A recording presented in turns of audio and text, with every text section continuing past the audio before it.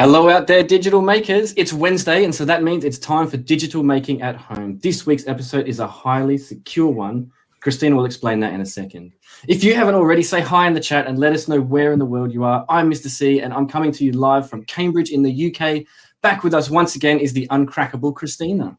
Hi, everyone. I'm joining from Nebraska in the USA, and thank you to everyone joining from all over the world once again for another great episode of Digital Making at Home. Great to see you, Mr. C. Great to see you too. We already have lots of people in the chat early today. I see Victor from the Netherlands on YouTube, Ishani from India with us. Great to see you all getting involved. Welcome. It's so lovely to hear from you all. Today, as Mr. C hinted, we're talking about cybersecurity. We've got Katie on as our special guest this episode to talk about hacking, bug bounties, and using her cyber skills for good. We'll also be working through a really fun project making a password strength tester in Scratch. Yeah, I'm super stoked for this episode. Cybersecurity is a subject that's really close to my heart. I feel it should be brought out of the shadows and stop being thought of as this black art done by villains. And it should be taught to young people in school. I even did a TEDx talk on it a while ago where I explained how teaching tech fu to young coders in the 21st century is just like Harry Potter, who has classes in Defense Against the Dark Arts at Hogwarts. No way. I didn't know you did that.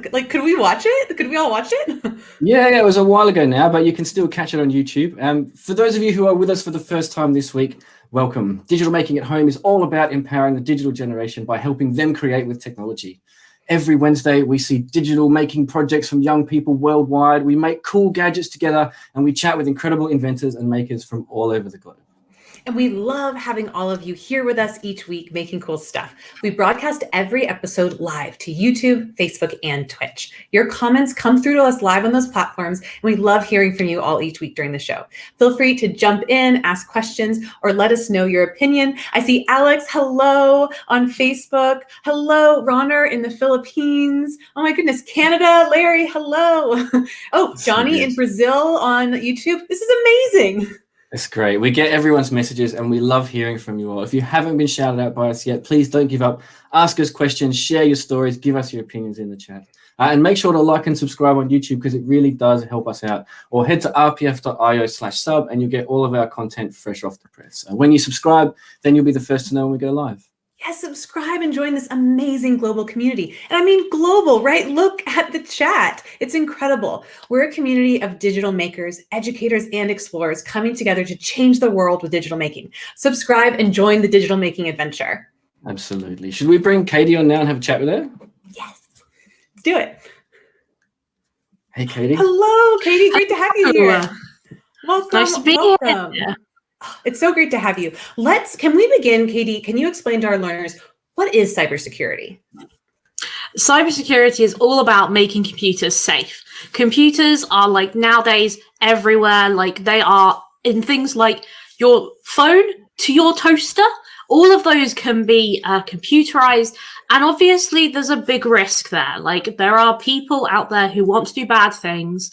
And cybersecurity is all about saying, no, you can't. Go away. That is the basis of all cybersecurity. I like that. No, you can't. Go away. So what do you do with cybersecurity? So I am what might be called an ethical hacker or a hacker.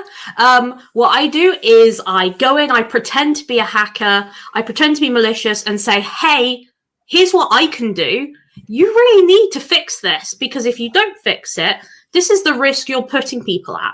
So it's all about kind of playing the bad guy. I'm like Sherlock Holmes, right? Or Moriarty sitting there discovering all of these things and then reporting them and making sure they get fixed. I love that. And that's the big difference, right? Is the reporting the thing. It's not like finding these bugs and then taking advantage of them. It's the opposite. It's, hey, by the way, there's a gap in your security. You should probably check that out. And lots of companies ask for people to go and do that sort of thing, right? How did you get into all of this sort of thing? Did you start hacking as a kid or? So I did not start hacking as a kid. I realized as a child, I really loved computers. So I have Asperger's syndrome, which is a type of autism. And that means that growing up, I didn't really connect with people so much. But I realized that I had this brain wired for computers. And I just remember being so excited about everything you could do with them and being really programming as a child. Then I went on to university and I went and did computer science. Then I did a PhD. So I have a PhD in cybersecurity. And that's how I got into cybersecurity. Like, it was really in the last 2 years that I was like, hey, this is really cool. I want to do this.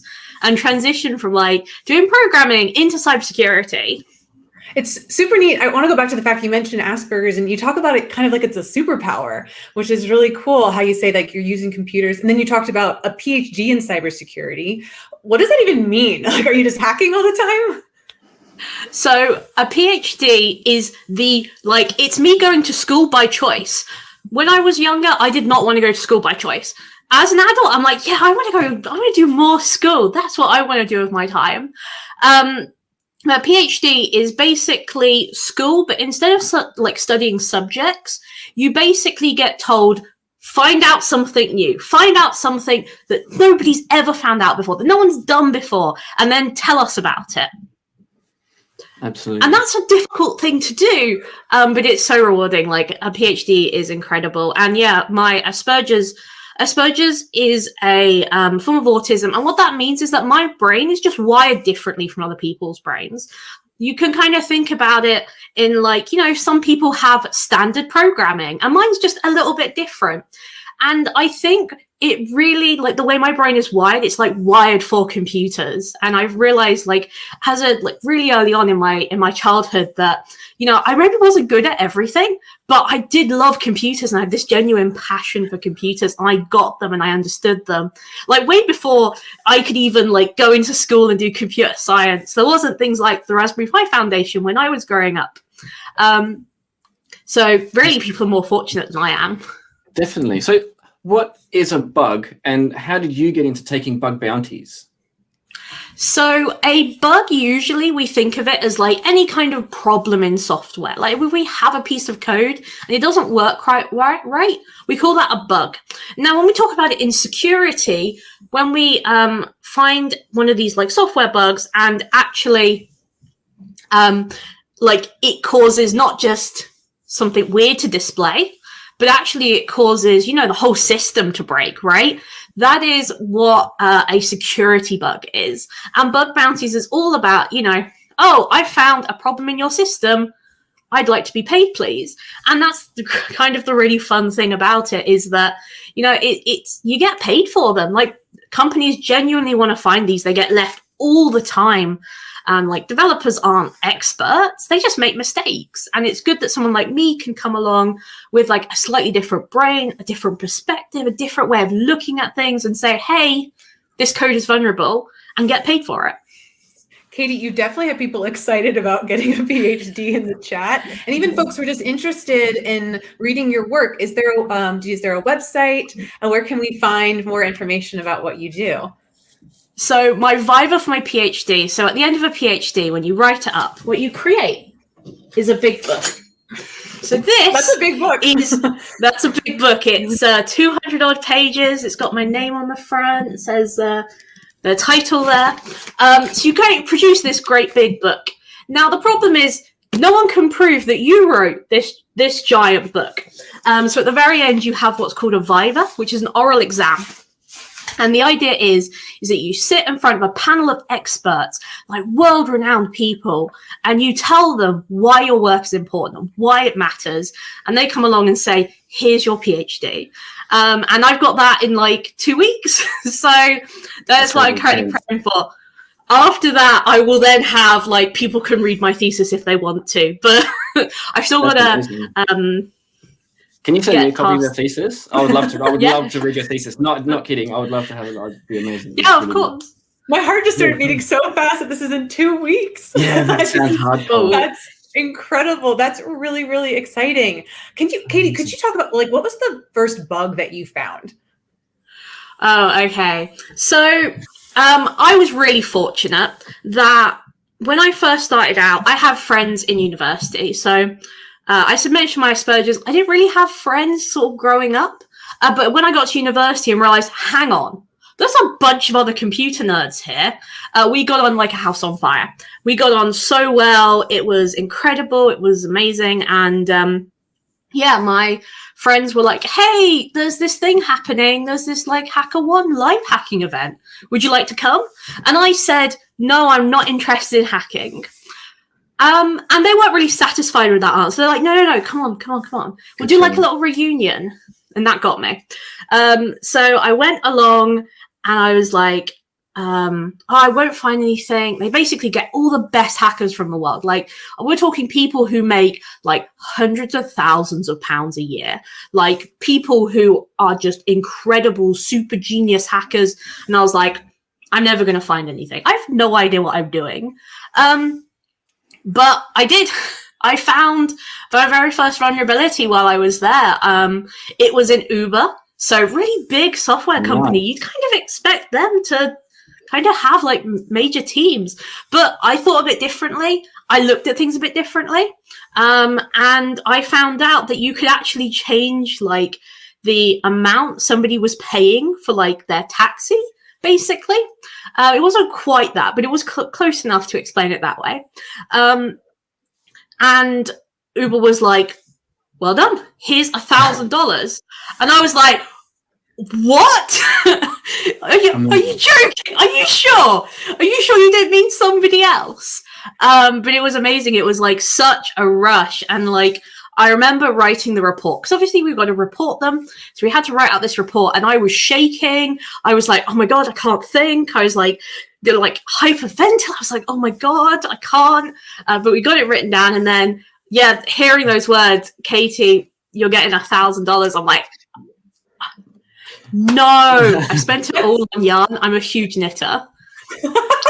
Amazing. That was such a fun. There's so many pieces to that story, but to end with yarn is my favorite moment there. I want like the piece you mentioned, Katie, around at the beginning, getting invited, thinking you weren't a hacker, and then also just talking about your community. And I think it's so important to emphasize that for you, you identified like you thought differently from others. You didn't feel like you had that community, and then you found that space. And I just want to emphasize to kids at home, if you don't think there's a community out there yet for you, like we're here. Digital Making at Home is a community for you, for the hackers, the ethical hackers, and the digital makers, the creators. This is a space for you to come and have fun with creating. 100%. I think that's a really important thing to distinguish as well, is that like the hacking mindset is not, can I break this? It's taking something and saying, not what does it do, but what can I make it do? What can I get this thing to do? You know, and expanding the uses and the concepts of something. To use a tool, maybe a person didn't think of it that way. And the fact that you're wired differently in the way your brain works. I know lots of kids I've taught who have different range of sort of autism disorders, and they all love coding because it's all about, I control this space. And if it's a mistake, then I know how to control that.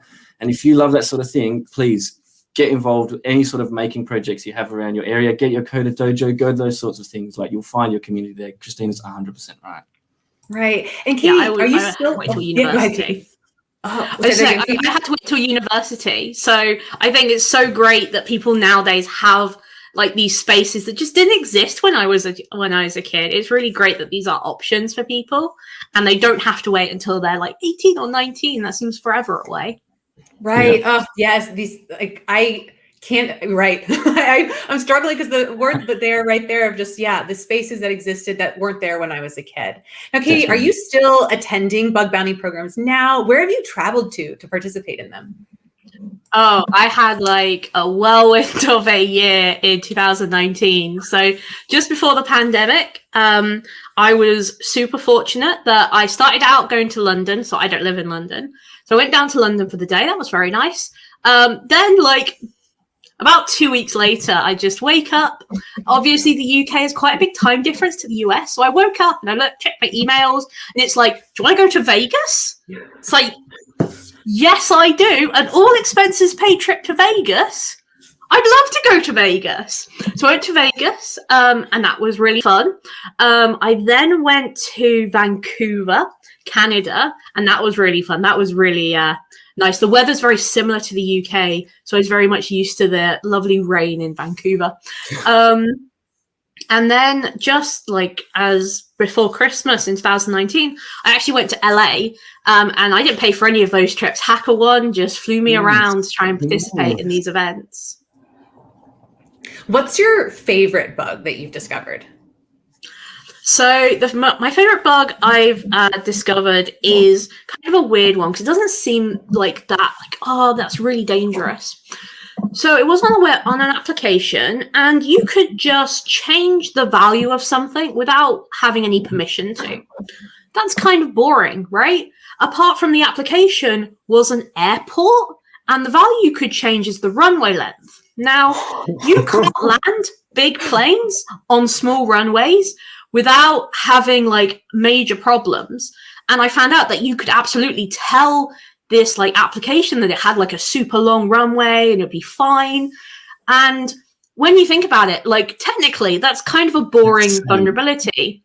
But if you think about, what if that was in the wild? What if people are actually affected by that? And I think that's one of the things where it really like hit home for me. This would impact real people in a really significant way. And my contribution has really done some good in the world. Like maybe no one would have noticed it. Maybe it would have been undetected for years.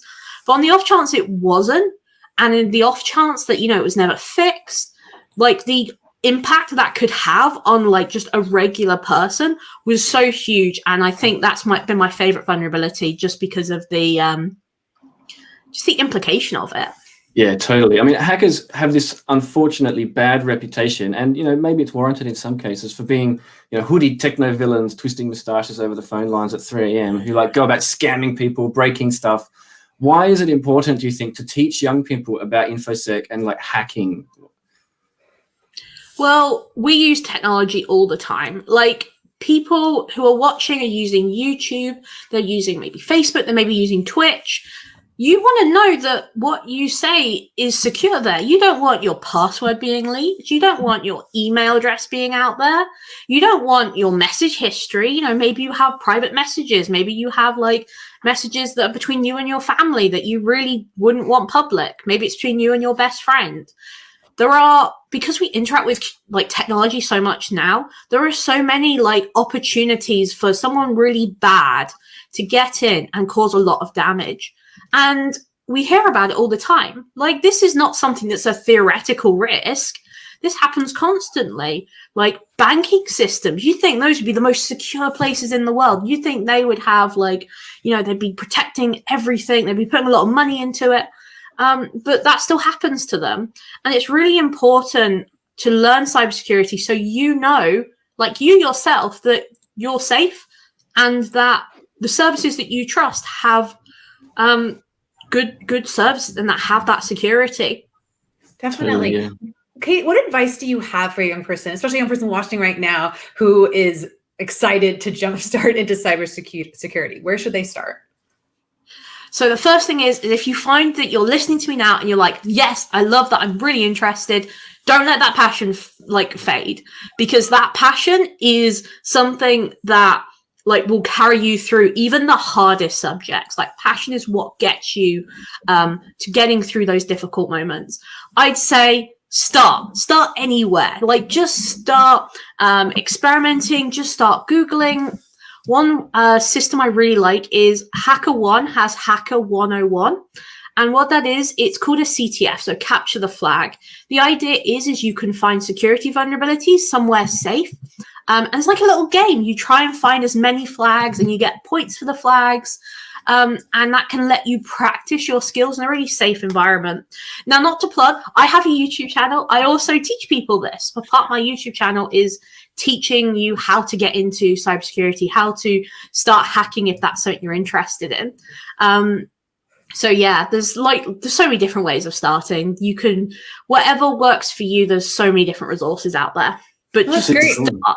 Yes, start. Like if you're like, and keep that passion. I love that. And please plug away. We've got your handle at Insider PhD. Check out Katie's Twitter. And I know that there you have your links to your YouTube channel and to your website.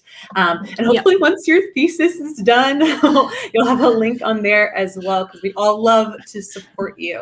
Thank you so much, Katie. This has been so much fun. I learned a lot. And I know folks in the chat have just been super excited hearing about your story. We've got folks saying like hashtag hacking is not a crime. There's a lot of enthusiasm and appreciation for your work.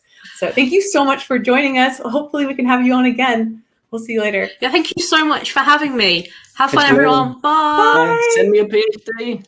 Amazing. Yes, please. Oh, that was great. I loved chatting with Katie about her bug bounties and being like a white hat hacker and using your powers to notify people when the security is down, rather than taking advantage of that and maybe committing a crime, sort of like being a security superhero. Totally. I mean, I personally feel it's really important we teach young people more about digital security and how it's maintained, not just things like password hygiene, which we're going to talk about in a minute, but real things about information security and how people can be targeted if they're not aware of how systems work today. Unfortunately, there are bandits out there, like Katie was saying, but if we all know a little bit more about how to protect ourselves online, then we'll all be a little bit safer. Agreed. I know I've helped family members navigate issues with digital security, including my grandparents. So I'm grateful today that we're all learning how to help each other stay safer with our new knowledge of digital security. 100%. So speaking of which, should we crack on with this week's coding activity? Yes. Yeah. So what are we doing? We're doing cracking passwords, right? Yeah, effectively, yeah. I mean, we're only using Scratch to do it, so we don't have as much power to throw as a professional like Katie would by any means, but we'll be able to see if your password is in the top sort of million most used passwords in the world. If it is, then change it. Then you've done something wrong with selecting your password. It is nowhere near secure enough, and you should pick another one, but we'll go through that in a minute. All right, cool. What do folks need to get started? Okay, so we've got a Scratch project. There is a starter that you can get hold of. It's at rpf.io/cracker, and it will bring up this like starter project here, and you'll see it's got all this fruit on the cat sprite, which we can just completely ignore. So go straight to your backdrop, and you'll see here that we've got an empty worksheet that starts with when I received testing. So all of the fruit bits up here just to get the program going. So the cat sort of says, you'll see here, I wonder if my password is secure, and we'll see all this when the program runs. But you can ignore this, all the people at home coding along, and go straight to the backdrop, and we're getting ready to code here. So what I want to build, Christina, is like a thing that will take a whole list of all of these commonly used passwords, so the top million passwords, and then we're going to run them against a password that you give me. And we're going to see if the password that you've given me, please don't give me your real password. And if anyone types any suggestions into the chat for things to use, don't send me your real passwords. That would be crazy. But we're going to use the top million most commonly used ones. So if you have a guess for something you think everybody uses as a password, throw it in. So I can tell you for a fact, more than people then should use the word password. It's unsensible, the amount of people that use password. No. But we're going to run it through a million of them today on Scratch, and we're going to see if the words you give me are in that. So to do that, the first thing is I want a loop. So I'm going to ask it to repeat until. So I want to repeat until loop. And I want it to repeat until it has checked against the list that I've got. So however long my list is, that's how long I want it to check. So I need an operator, and I want it an equal. So I want to say I've got an index variable in my program, which basically just does the counting for me, and it moves through the list of passwords. So it enumerates those words for me and then runs through them one after another. So that's what the index variable does. So if I grab my list variable here, so I've got my list password blocks, which I've added for you guys already, so they're already there for you. I want until length of passwords. So if my variable index, which is counting, gets to the number that is the same as my list, stop counting, we're done. You've reached the end of my list. Don't keep going beyond that point. That's silly. Let's not do that. So it stops my whole program. Then what I want it to do is I want it to tell my program that I'm no longer testing. So it's going to set testing, and then it's going to broadcast a message for me. My favorite block. Saying, because it's gone through my entire list, your password is not in my list. Your password is now secure. So it will broadcast the message back to Scratch saying your password is not in my list. Good job. Do the success animation. Go to the win state. So the next part I need is what happens if I want to run through my list now. So once my list is run through, I stop. But what does my list look like? So I need an if block. So if something happens, I want you to continue on with this. So if my item is the same as the answer you've given me. So you're going to give me a word. Give me a terrible password. Terrible password. Password. Right, the worst, the absolute worst, right? The password 1, 2, 3. But if you give me password and then it is the same as one of the words in my list, stop. It's insecure. This is the insecure state. This is the lose state of our game, essentially. And so if your answer is the same as one of the ones in mine, so I need another equals if it is the same. So it's got to be the same, so equals. And if an item in my list, so you'll see down here in my item blocks, I've got if item, where are we? If item something of passwords, this one here. Okay, and now I'm going to take my variable, which is doing the counting, and throw that in here. All right. So if the item that is numbered here is the same as the answer you give me, which is under sensing, here is my answer, pop, then tell me my password is terrible. Right? We don't want my password anymore. So it's broadcast insecure. And all of these blocks are here for the viewers at home to use. The blocks all exist, the lists and things. And then we just go stop this script. We want to stop this one here, and then it will run to our lose state. So we've got our state here. That's our little script that will make it work. And you see we've got our cat here who's going to run all the bits at the beginning. So the last thing we have to do now is populate my list of passwords. You see here you've got an empty list, everybody, in your Scratch project. To do it, you right-click on it with 2 fingers if you're using a Chromebook, and we import a list. The list we've got for you, you can get at rpf.io/passwords. Yeah, we put both of these links into the chat. So we've got the ipf.io for the Cracker as the starter project, and rpf.io/passwords. So you can have both of those in the chat. And so it will load up a web page that looks kind of like this. It's just a list of passwords that people use, okay? They're in alphabetical order, not in sort of the order that people use them. But to get the list, I just right-click or 2-finger click, and then I want to save this page as, it says here, we'll save as a text document. I'm just going to save it to my desktop so that I know exactly where it is. And it's just passwords.txt, and I'll save that there. You see it saved my little file down the bottom here. So if I go back to Scratch, I can just right-click or 2-finger click and import. It will ask me, where do I want to import from? From my desktop, I bring in my password file, and it takes a little minute because it's got to think. And there it is. So my passwords is just under 1 million passwords because we took out all the rude words for the people at home so you don't get involved in any of the profanity that might be out there. We've got this massive list here. So I've got nearly 1 million passwords. I've got my index running full screen and pop. Okay. Give me a terrible password. All right, let's do password 123. All right, and let's see what happens. We have a suggestion too for a password of summer 2021. But I'm curious, when's this list from? Like, where's this list from? Is it from the year 2021? It is. It's the Google's list of passwords that of rude words. Oh, sorry. Most used passwords, and we use the list of Google's rude words. Sorry, to take them out of the most used passwords list. Gotcha. Okay. Right. So maybe we can try that one from Joao. Save. So you'll get this warning as well, everybody. Project could not save. It's because the list you're using is way too big for Scratch to save.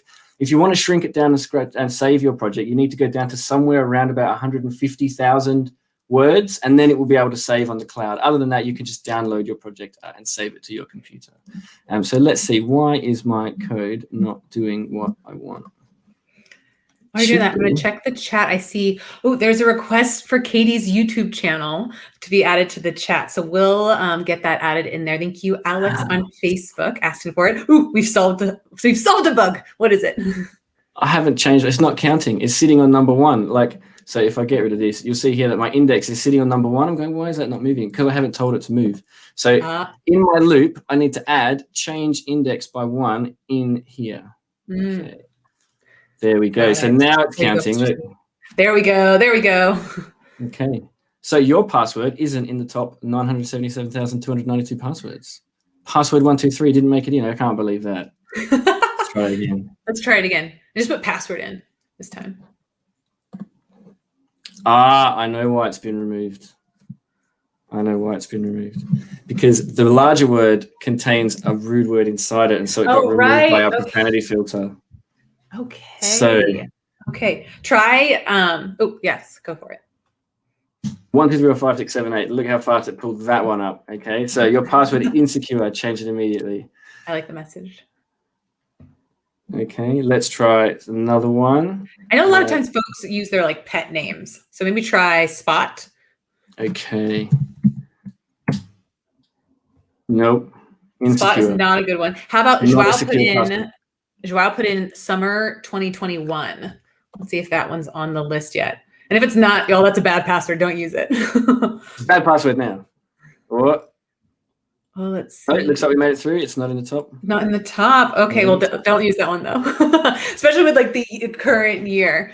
Definitely share some of your worst passwords Yeah, and like suggestions with Marco us. is saying in the chat too that it's kind of like brute force. That is exactly what it is, Marco. That is exactly what we're doing, man. We are just brute forcing. So when the hackers talk about brute forcing your password, essentially what they do is if someone really wanted to work out how to get into your email account, Christina, then what I would do is I'd do some snooping on you, and I might get onto your Facebook and find out some things about you, work out when your birthday was. I might work out what your pets were, where you like lived when you were younger, what town you come from, all those sorts of things. And these would start filling up a list of things, guesses I would make, that would be your password. And I would go and I'd get a program, I'd put all this information in, and it would come out, it would start linking them together. It would say Cassie and your birthday, Cassie and the year you were born. And it would just rinse out this huge document for me. And I could just bombard your password with that list of things until it got it. And I could just keep adding to that list. I could steal. But the thing is, if your password is on this list, you are in big trouble. You should really be thinking about changing your password. And there's lots of ways that you can do that. So I recommend everybody has a look at diceware.org. So they have a really nice list of words. Yeah, seriously, go change your passwords. Get a password manager. Get a password manager. That's the best thing you can do is something like LastPass. They're free and they remember all your passwords. And then you just have to make a really strong one password that you can remember. Don't write it down. Lots of people say, write it down. Don't write it down. If it's written down, it's not secure. Don't tell anybody else. If you tell somebody else, it's not secure. If you can't remember it, it's no good. Okay, so there's a really great way to do it. If you go to diceware.org, you can get this page that they have. It's a website, sorry, and you just need a 6-sided dice, so a regular D6. I have one here in my DM dice bag. Let me just pull one out so I show what I'm talking about. Just a regular old 6-sided dice. Okay, that's all you need to make a super duper duper secure password. That's it. And so Diceware gives you a list of words. It's in about 30 languages as well. So if you're watching from another country and you speak different languages like Bulgarian, Catalan, Chinese, German, Greek, Hebrew, loads. Roll a dice, build a super duper strong password in no time whatsoever. Thanks so much for showing us that project, Mr. C. Wow, I love chatting with Katie, and it was so enlightening to get to know more about password cracking and how that works. It's a bit scary to think about how your password could be cracked by a computer in just a few seconds, like we just saw on Scratch. True, but like I was saying, it's super easy to make a password that is so strong that no computer could guess it in any sort of useful time frame. Like I was saying, a password manager, use Diceware as well, but make sure that your passwords are strong ones and don't tell anybody else. Right. And for folks at home, if you create an awesome project like this one, the password checker, share it in the Cools Project Showcase. Cools Projects is one of our amazing programs where young people around the world can showcase what they've made with code. We see all types of projects there, from projects on Scratch to Microbit, Raspberry Pi, HTML, and Python. Share your project at Cools Projects. The 2021 showcase is actually now open and you can check it out. Registration closes though on May 3rd. So head to coolsprojects.org for more information. And it was so great to see so many people getting involved this week in the chat. Shout outs to Win in Bali, Marco in Norway, Alex, Pavel, and our boy Larry B, who's back every week, for all of their great contributions to the discussion. Thank you, everybody. And thank you to Katie for coming to chat with us. Yes, that's all we have time for this week, though you can always get in touch with us. Send us an email at dmah@raspberrypi.org to ask us a question or show us something cool you've made. If you're working on a project you want to share with us, tweet a picture of it to us at raspberry_pi. And before we leave you, make sure to like and subscribe so you're the first to be in the know and get updates on the other content on our channel as it comes out. We're all about supporting young makers and educators all over the globe with fresh new stuff every week, so please don't miss out. Thank you all for being here for the Raspberry Pi Foundation's Digital Making at Home live stream. We'll be back at the same time next week with more digital making. Until then, stay safe and healthy, and we'll see you next time. Bye, Christina. Bye, catch you later.